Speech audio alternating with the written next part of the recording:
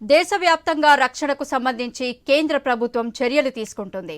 యుద్ధ వాతావరణ నేపథ్యంలో విశాఖ కేంద్రంలో రక్షణ బలగాలతో మాక్ డ్రిల్ నిర్వహించనున్నారు. ఇక విశాఖలో మాక్ డ్రిల్ ఆవశ్యకత, రక్షణ రంగంలో విశాఖ పాత్రపై మరింత సమాచారం మా విశాఖ ప్రతినిధి రాజు అందిస్తారు. ఉగ్రదాడి తర్వాత భారత్ పాక్ మధ్య యుద్ధ వాతావరణం నెలకొంది. దేశవ్యాప్తంగా కూడా యుద్ధ మేఘాలు అయితే కమ్ముకుంటున్నాయి. ఏ క్షణం ఏం జరుగుతుందో తెలియని పరిస్థితుల్లో ఒకవైపు దేశ సరిహద్దుల్లో భద్రతా బలగాలు ఇప్పటికే పాకిస్తాన్ బలగాలతో పోరాటాలు చేస్తున్న నేపథ్యంలోనే దేశవ్యాప్తంగా ఉన్నటువంటి ప్రధాన నగరాలు, పట్టణాలు, జిల్లా కేంద్రాల్లో కూడా భారత సైనికులు అయితే అప్రమత్తమయ్యారు. కేంద్ర ప్రభుత్వం ఆధ్వర్యంలో భారత సైన్యం కూడా మోహరింపులు కూడా జరుగుతున్న పరిస్థితి కనిపిస్తుంది. మరోవైపు చూసుకుంటే దేశవ్యాప్తంగా కూడా గుర్తించినట్టు కొన్ని ప్రాంతాల్లో ఇప్పటికే మాక్ డ్రిల్ నిర్వహించాలని చెప్పి కేంద్ర మంత్రిత్వ శాఖ, హోంమంత్రిత్వ శాఖ ఆధ్వర్యంలో ఇప్పటికే ఆదేశాలు అయితే జారీ చేయడం జరిగింది. ఈ ఆదేశాల నేపథ్యంలో రాష్ట్ర హోంమంత్రిత్వ శాఖ, అదేవిధంగా విపత్తుల నిర్వహణ శాఖ ఆధ్వర్యంలో మాక్ డ్రిల్ నిర్వహించడానికి అయితే పూర్తి ఏర్పాట్లు జరుగుతున్నాయి.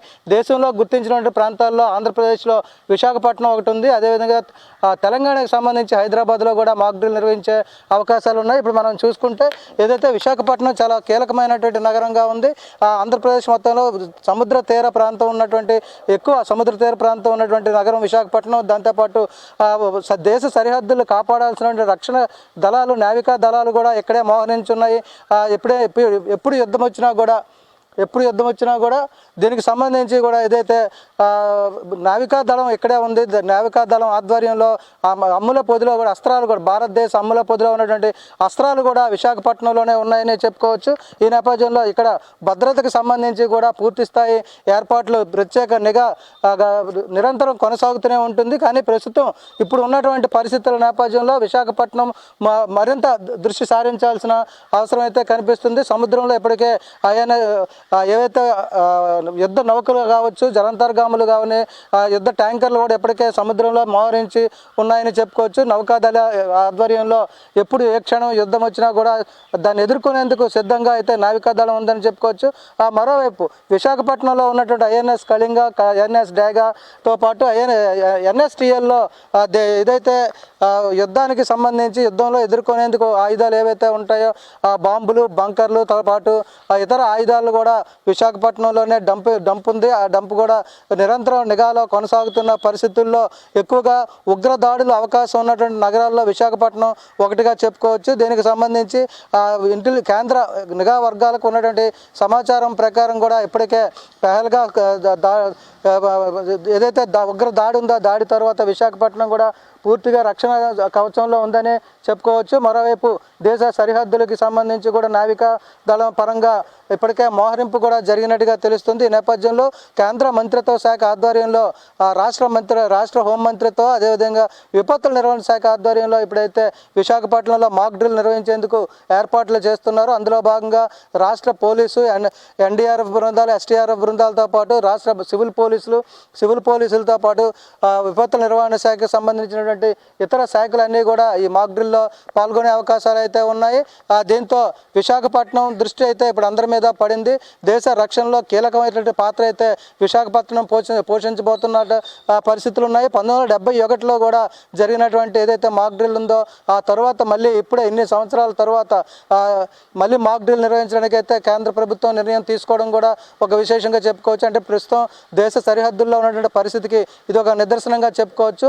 ఎప్పుడు ఇటు నుంచి ఏ ముప్పు వాటిల్లా కూడా దాన్ని ఎదుర్కొనేందుకైతే విశాఖపట్నం సిద్ధంగా ఉందని చెప్పి ఇప్పటికే నావికాదళ అధికారులు అయితే తెలియజేస్తున్నారు. దీనికి ఉటంకిస్తూ కూడా ప్రతి సంవత్సరం కూడా నేవీ డే ఉత్సవాలు నిర్వహిస్తూ యుద్ధ ట్యాంకర్లు ఉపయోగించడం, నౌకల మీద నుంచే యుద్ధ విమానాలను ప్రయోగించడంతో పాటు జెట్ విమానాలని, యుద్ధ నౌకలను కూడా వినియోగించి తమ సత్తా ఏంటి అనేది అయితే ఇతర దేశాలకు కూడా తెలియజేస్తున్న పరిస్థితి ఉంది. ఈ నేపథ్యంలోనే విశాఖపట్నంలో కూడా ఈ మాక్ డ్రిల్కి సంబంధించి పూర్తిగా ఎన్డీఆర్ఎఫ్, ఎస్టీఆర్ఎఫ్తో పాటు సివిల్ పోలీసులు, రైల్వే పోలీస్ స్టాఫ్ అంతా కూడా పూర్తి సన్నద్ధమైంది. మాక్ డ్రిల్ నిర్వహించేందుకైతే ఏర్పాట్లు చేశారు. ముఖ్యంగా మాక్ డ్రిల్ చూసుకుంటే ఎప్పుడు విపత్తు వచ్చినా కూడా ప్రజలను అప్రమత్తం చేయడానికి ముందుగా ఈ మాక్ డ్రిల్ అనేది అయితే నిర్వహిస్తూ ఉంటారు. ఇది 1971 తర్వాత ఇప్పుడు మళ్ళీ దేశవ్యాప్తంగా కూడా మాక్ డ్రిల్ నిర్వహిస్తున్న పరిస్థితుల్లో యుద్ధ మేఘాలు కమ్ముకున్నాయన్న మాటకి వాస్తవత అయితే చేకూరుతుందని చెప్పుకోవచ్చు.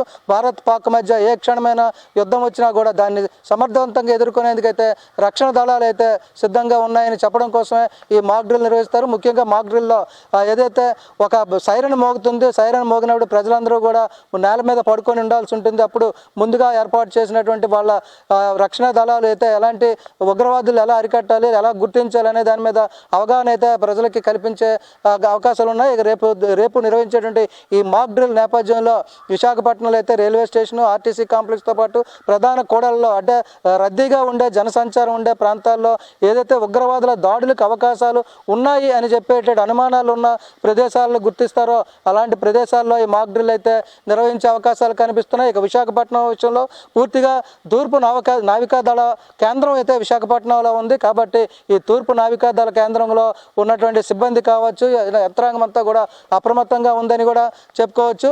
నేపథ్యంలో ఇప్పటికే ఇక్కడ ఏవైతే అస్త్రాలు ఉన్నాయో, భారతదేశ అమ్ముల పొదిలో ఉన్నటువంటి నావికాదళ అస్త్రాలు ఏవైతే ఉన్నాయో వాటిలన్నింటిలో కూడా దేశ సరిహద్దుల్లో మోహరించడం జరిగింది. ఏ క్షణం యుద్ధం వచ్చినా కూడా ఎదుర్కొనేందుకైతే భారతదేశం సిద్ధంగా ఉందంటూ హెచ్చరికలు కూడా జారీ చేసిన నేపథ్యంలో ఈ దేశంలో నిర్వహిస్తున్నటువంటి మాక్ డ్రిల్కి ప్రాధాన్యత చోటు చేసుకుంది. విశాఖపట్నంలో అంటే 3 కేటగిరీలుగా విభజించి కేటగిరీ 1లో అయితే 20 ప్రాంతాలు గుర్తించడం జరిగింది. అది ఇప్పటికే ఉగ్రదాడులు జరిగినటువంటి ప్రాంతాలుగా చెప్తున్నారు. ఇక కేటగిరీ 2లో అయితే 202 ప్రాంతాలని గుర్తించడం జరిగింది. ఇందులో ఉగ్రదాడులు జరగడానికి అవకాశం ఉన్న ప్రాంతాలని గుర్తించి ఆ ప్రాంతాల్లో ఈ మాక్ డ్రిల్ అయితే నిర్వహించడం జరుగుతుంది. ఈ మాక్ డ్రిల్ నిర్వహించే ప్రాంతాల్లో విశాఖపట్నం కూడా ఒకటి ఉందని చెప్పుకోవచ్చు. ఇక గ్రేడ్ 3లో కేటగిరీ 3లో కూడా మరికొన్ని 40 ప్రాంతాల్లో అయితే గుర్తించడం జరిగింది. అక్కడ అవకాశాలకు ఉండొచ్చు అనేటువంటి ఒక అనుమానంతో అక్కడ కూడా మాక్ డ్రిల్ నిర్వహించే అవకాశాలు ఉన్నాయి. అంటే ఖచ్చితంగా ఉగ్రదాడులు జరిగే అవకాశాలకు ఉన్నటువంటి జాబితాలో విశాఖపట్నం ఉందని చెప్పుకోవచ్చు. దీంట్లో కేటగిరీ 2లో విశాఖపట్నం, హైదరాబాద్ కేంద్రాల్లో అయితే మాక్ డ్రిల్ నిర్వహించడానికి ఏర్పాట్లు అనేవి కూడా పూర్తిగా తీసుకుంటున్న యంత్రాంగం అయితే పూర్తి చర్యలు తీసుకుంటుంది.